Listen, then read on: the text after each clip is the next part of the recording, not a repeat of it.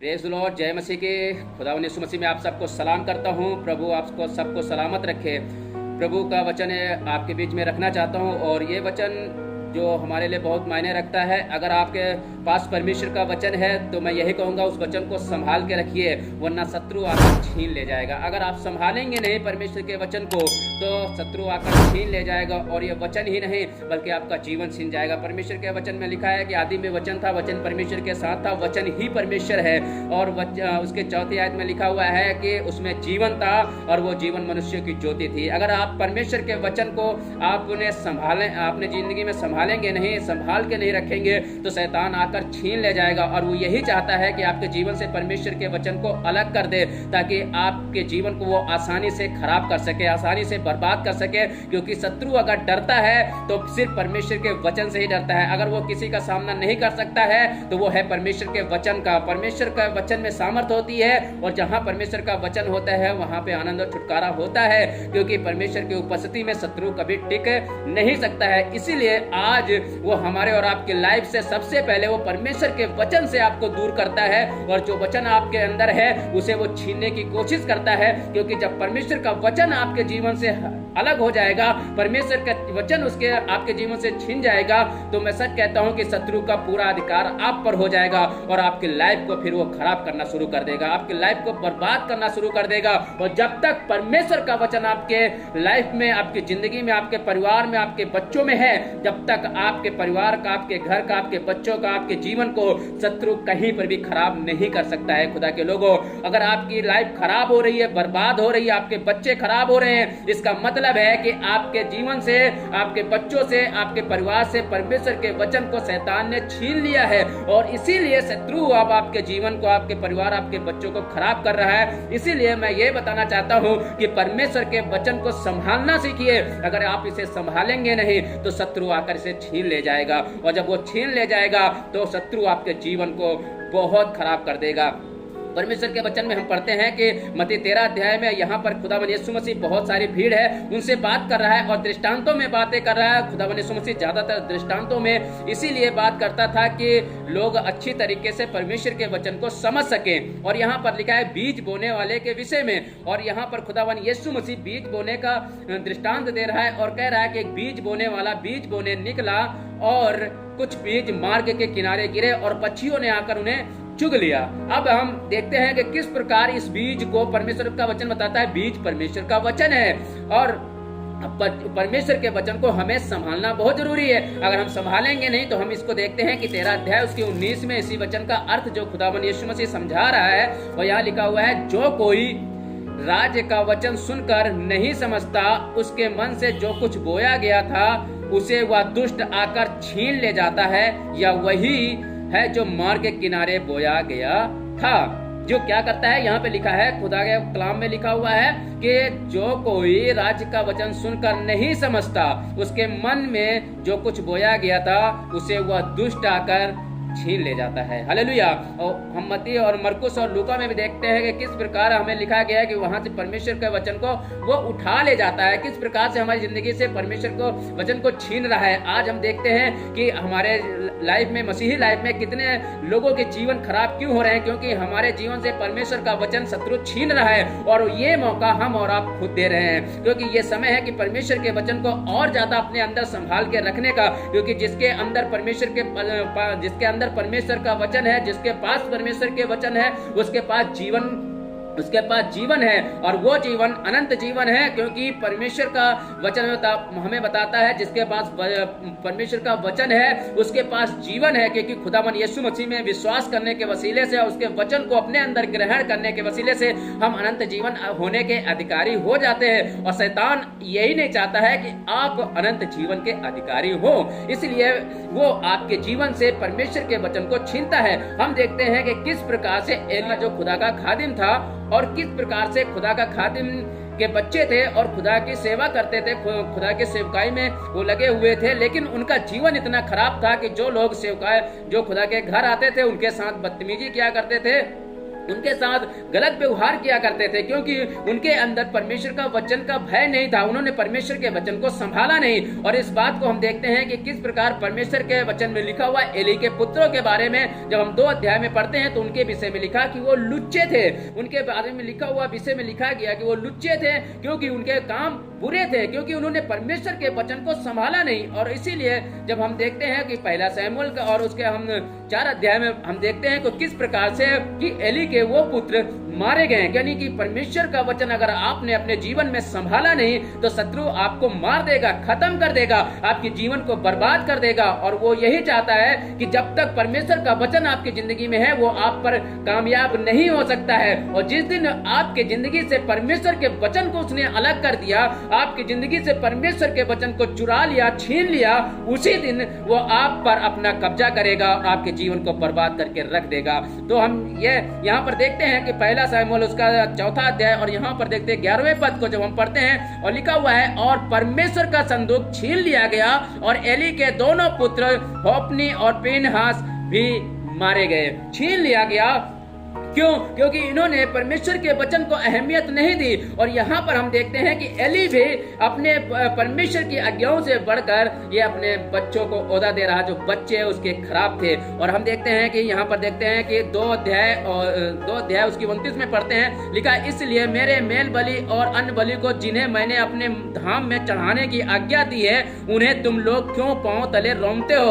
और तू क्यों अपने पुत्रों का मुझसे अधिक आदर करता है? जो खुदा के कलाम में लिखा हुआ है परमेश्वर के, कि खुदावन के कलाम में जब हम पढ़ते हैं इस बात के लिए कि एली के पुत्र जब इस तरीके से थे और फिर भी वो अपने पुत्रों को ज्यादा आदर देता था। आज हमारे बच्चे क्यों खराब हो रहे हैं? हमारे बच्चों में परमेश्वर का वचन क्यों दिखाई नहीं दे रहा? क्योंकि ये बच्चे परमेश्वर के वचन को संभाल नहीं रहे हैं। और इसी वजह से हमारे बच्चे, हमारा जीवन खराब हो रहा है, हमारी जिंदगियां खराब हो रही है, हमारे परिवार खराब हो रहे हैं। कारण क्या है? कि हम परमेश्वर के वचन को महत्व नहीं देते हैं और परमेश्वर के वचन को हम संभालते नहीं है। अगर आप संभालोगे नहीं तो शैतान आपके जीवन से सबसे पहले परमेश्वर के वचन को छीनेगा, उसके बाद आपके जीवन को छीन लेगा। हालेलुया। अगर आपने संभाला नहीं तो आपके जीवन और वचन, पहले वचन को छीनेगा, फिर आपको जिंदगी को छीन लेगा, आपके परिवार, आपके बच्चों को सब छीन लेगा। क्योंकि जब उसका अधिकार हो जाएगा अगर, तो वो आपको, आपकी लाइफ को नहीं छोड़ेगा। परमेश्वर का वचन में लिखा है कि शैतान शेर की माने वो पीछे खड़ा होता है, कि वो मौके की तलाश में रहता है। और आज खुदावन हमें मौका दे रहा है कि उसके वचन को संभालो और उसके वचन में मजबूत बनो।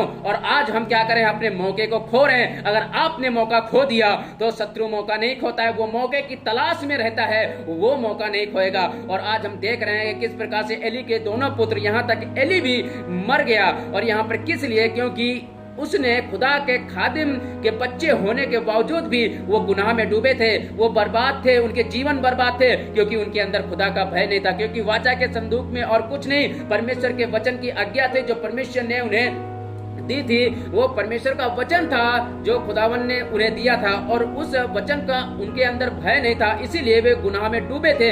आज हमारे बच्चे, हम देखते हैं कि हमारे बच्चों के अंदर परमेश्वर का वचन नहीं है, इसीलिए वो दुनिया के सबसे अच्छे, दुनिया में बहुत सारे एक्टर हैं, बहुत सारे यूट्यूब और बहुत सारे क्या कहें टिकटॉक स्टार हैं, बहुत सारे फिल्मी स्टार हैं, उन्हें तो जानते हैं कि वो कौन है, शाहरुख खान कौन है, धर्मेंद्र कौन है, ऋषि कपूर कौन है, उन्हें तो जानते हैं, बड़े बड़े एक्टरों को सबको जानते हैं। लेकिन परमेश्वर, हम देखते हैं कि वचन में कि यूसुफ कौन है उन्हें नहीं पता है, अब्सलोम कौन है उन्हें नहीं मालूम है। हमारी माताएं बहनें हैं जो बहुत हीरोइनों, काजोल कौन है उन्हें जानती हैं, रानी मुखर्जी कौन है उन्हें जानती हैं, टिकटॉक स्टार कौन है उन्हें जानते हैं। लेकिन नौमी कौन है नहीं जानते हैं, एस्तर कौन है नहीं जानते हैं, क्योंकि ये दुनिया में नहीं, ये परमेश्वर के वचन में मिलेंगे। और हम परमेश्वर के वचन को पढ़ते नहीं है, क्योंकि जीवन का वचन तो परमेश्वर का है। और अगर इस वचन हमारे जिंदगी में नहीं है तो हम कैसे जानेंगे कि परमेश्वर के वचन में कौन है, कौन नहीं है और क्या लिखा हुआ है। इसलिए जब तक आप परमेश्वर के वचन को पढ़ेंगे नहीं तो हम दुनिया की चीजों को तो जानते हैं, लेकिन दुनिया आपको स्वर्ग नहीं ले जा सकती है, आपको अनंत जीवन नहीं दे सकती है, क्योंकि उनके पास खुद अनंत जीवन नहीं है। ये अनंत जीवन तो परमेश्वर के वचन में है। अगर आपका पास परमेश्वर का वचन नहीं है तो आपके पास अनंत जीवन भी नहीं है। हम देखते हैं किस प्रकार से आदम के जीवन में क्या हुआ था, कि आदम का जीवन क्यों खराब हो गया। आदम का जीवन क्यों मुसीबत में चला गया। आदम के पास एक आज्ञा थी और खुदावन ने उसे आज्ञा दी थी। और जब हम उत्पत्ति की किताब में जाकर पढ़ते हैं तो उसके जीवन में दुख पहले नहीं था, उसके जिंदगी में उसके पास मौत नहीं थी, उसके पास किसी प्रकार की चिंता नहीं थी, किसी प्रकार की बीमारी नहीं थी, किसी प्रकार की तकलीफ नहीं थी, किसी प्रकार की समस्या नहीं थी। खुदा ने सारे इंतजाम करके उसे दिए थे और उसे एक अच्छा जीवन दिया था और उसके पास अनंत जीवन था। वो उसके यानी कि आदम एक अमर था, वो कभी मरने वाला नहीं था, क्योंकि उसके पास परमेश्वर ने जो आज्ञा दी थी और उस आज्ञा के अनुसार अगर वो चलता रहता तो आदम कभी ना मरता। हालेलुया। हम देखते हैं वो किस प्रकार से आदम आज्ञा को तोड़कर और किस प्रकार अपने जीवन को दुख में लेकर आ गया। हम देखते हैं परमेश्वर के वचन में कि जब शैतान क्या करता है, हव्वा के पास आया तो सबसे पहले परमेश्वर के वचन को उसके मन से अलग किया, परमेश्वर के वचन से ही उसे दूर किया, परमेश्वर के वचन को उसके जीवन से दूर किया। क्योंकि इससे पहले जब तक परमेश्वर की आज्ञा उनके अंदर थी, परमेश्वर का वो वचन जो खुदा ने बोला था कि तुम सब वृक्षों का फल खा सकते हो लेकिन इस वृक्ष का फल मत खाना, और जिस दिन तुम खाओगे उसी दिन मर जाओगे। मरने का मतलब था ये जो परमेश्वर का वचन जो उसे बता रहा था यहाँ के जिस दिन आप खाओगे उसी दिन तुम मर जाओगे। जानते हो क्यों? जो कि परमेश्वर के साथ जो हमेशा की जिंदगी आदम की थी वो जिंदगी खत्म हो जाएगी अगर आपने इस फल को खाया। और शैतान यही नहीं चाहता है कि आपके जीवन में जो परमेश्वर के साथ हमेशा की जिंदगी है वो आपके पास ना रहे। वो आपके जीवन को छीनना चाहता है, आपके लाइफ को छीनना चाहता है। और सबसे पहले उसने हव्वा के अंदर से परमेश्वर के वचन को अलग किया, उसी वचन को उसने इस्तेमाल किया, तोड़ा। और उसके बाद देखते हैं कि जब वो वचन उसके जीवन से शैतान कामयाब हो पाया तो हव्वा ने उस फल को तोड़ा और उसकी वजह से हम देखते हैं कि उसके जीवन में फिर मुसीबत आ गई। अभी तक उसे खाने की चिंता नहीं थी आदम को, अभी तक पहनने की चिंता नहीं थी, अभी तक किसी समस्या किसी कोई दुख नहीं था, कोई तकलीफ नहीं थी। और जैसे ही उसने किया, और जानते हो कि जब परमेश्वर का वचन उसके जीवन से वो आज्ञा अलग हुई, परमेश्वर की आज्ञा को तोड़ा उसने, उसके बाद उसका जीवन दुख में आ गया और उसके बाद वो मौत आ गई। जो परमेश्वर के साथ हमारे पास अनंत जीवन था वो खत्म हो गया जीवन। और इसीलिए खुदावन यीशु मसीह फिर से हमारे और आपके पास आया कि हमें अनंत जीवन मिल सके। और देखते हैं किस प्रकार से जो वो दुख में नहीं था। अब हम देखते हैं कि किस प्रकार से जब हम देखते हैं उत्पत्ति की किताब 3 पद और जब हम पढ़ते हैं 15 पद, और लिखा है और मैं तेरे और स्त्री के बीच में और तेरे वंश और इसके वंश के बीच में बैर उत्पन्न करूंगा और वह तेरे सिर को कुचल डालेगा और तू उसकी एड़ी को डसेगा। फिर हम देखते हैं कि 16वें पद में जब पढ़ते हैं, फिर स्त्री से उसने कहा मैं तेरी पीड़ा और तेरे गर्भवती होने के दुख को बहुत बढ़ाऊंगा, तू पीड़ित होकर बालक को उत्पन्न करेगी और तेरी लालसा तेरे पति की ओर होगी और वह तुझ पर प्रभुता करेगा। और आदम से कहा, और आदम से उसने कहा तूने जो अपनी पत्नी की बात सुनी और जिस वृक्ष के फल के विषय में मैंने तुझे आज्ञा दी थी कि तू उसे ना खाना, उसको तूने खाया, इसलिए भूमि तेरे कारण शापित है। तू उसकी उपज जीवन भर दुख के साथ खाया करेगा और वह तेरे लिए कांटे और कटारे उगाएगी और तू खेत की उपज खाएगा और अपने माथे के पसीने की रोटी खाया करेगा और अंत में मिट्टी में मिल जाएगा, क्योंकि तू उसी में से निकाला गया है और तू मिट्टी तो है और मिट्टी ही में मिल जाएगा। हम देखते हैं कि इसके पास पसीना बहाने के लिए जरूरत नहीं थी, इसको मेहनत करने की जरूरत नहीं थी, इसे दुख उठाने की जरूरत नहीं थी। जब तक ये परमेश्वर के वचन में बना रहा, परमेश्वर की आज्ञा में बना रहा, इसे दुख उठाने की जरूरत नहीं थी। इसके पास कोई दुख नहीं थी, कोई तकलीफ नहीं थी, कोई पीड़ा नहीं थी। और जैसे ही इसने परमेश्वर के वचन की आज्ञा को तोड़ दिया, परमेश्वर के वचन को शैतान ने उस आज्ञा को आदम और हव्वा से जैसे ही छीना, वैसे शैतान ने इनके जीवन में कब्जा कर लिया। और फिर इनके जीवन कैसा हो गया? दुख का जीवन हो गया, तकलीफ का जीवन हो गया, संकट भरा जीवन हो गया, क्योंकि परमेश्वर के वचन को इन्होंने अपने जीवन से अलग कर दिया। हालेलुया।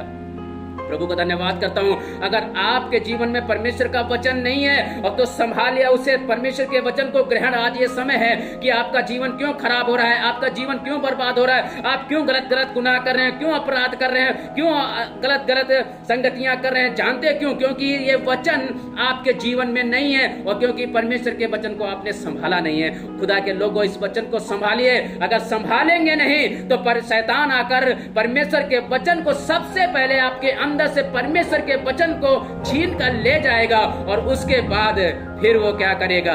आपके जीवन को छीन लेगा, आपकी जिंदगी को छीन लेगा। जो जीवन परमेश्वर आपको देना चाहता है अपने बेटे यीशु मसीह के द्वारा आज आपके पास है, उस पर विश्वास करने के द्वारा। अगर आप चाहते हो कि आप उद्धार, खुदावंद यीशु मसीह का कलाम बताते हैं, हम लूका में जाके पढ़ते हैं इसी वचन को, तो देखते हैं, कहते हैं वहां पर हम जब पढ़ रहे हैं लूका के किताब में, तो 8 अध्याय और लिखा हुआ है 12 पर, मार्ग के किनारे के हुए हैं जिन्होंने सुना, तब शैतान आकर उनके मन से वचन उठा ले जाता है कि कहीं ऐसा ना हो कि वे विश्वास करके उद्धार पाए। शैतान नहीं चाहता है कि आप उद्धार, क्योंकि जब आपके अंदर परमेश्वर का वचन होगा आप गुनाह नहीं करोगे। परमेश्वर के अंदर परमेश्वर का वचन होगा तब आप पाप नहीं करोगे, अपराध नहीं करोगे, गलत संगतियां नहीं करोगे, किसी प्रकार का अधर्म का काम नहीं करोगे, क्योंकि परमेश्वर का वचन आपको पाप से निकालता है, पाप से छुड़ाता है, आपका उद्धार का जीवन होता है। और जिस दिन आपके जीवन से परमेश्वर का वचन चला गया, आपके अंदर से उद्धार खत्म हो जाएगा। खुदा के लोगों इसे संभालिए। आपका परमेश्वर का धन्यवाद करते हैं। प्रभु आशीष दे, दुआ करते हैं। प्रभु तेरा वचन हमारी जिंदगी का जीवन है और प्रभु चाहता हूँ कि ये शैतान हमारे जीवन से छीनने न पाए। प्रभु तेरे हाथों में सौंपते हैं कि तेरे लोग तेरे वचन को संभालना सीखें। यीशु मसीह के नाम में मांगते हैं।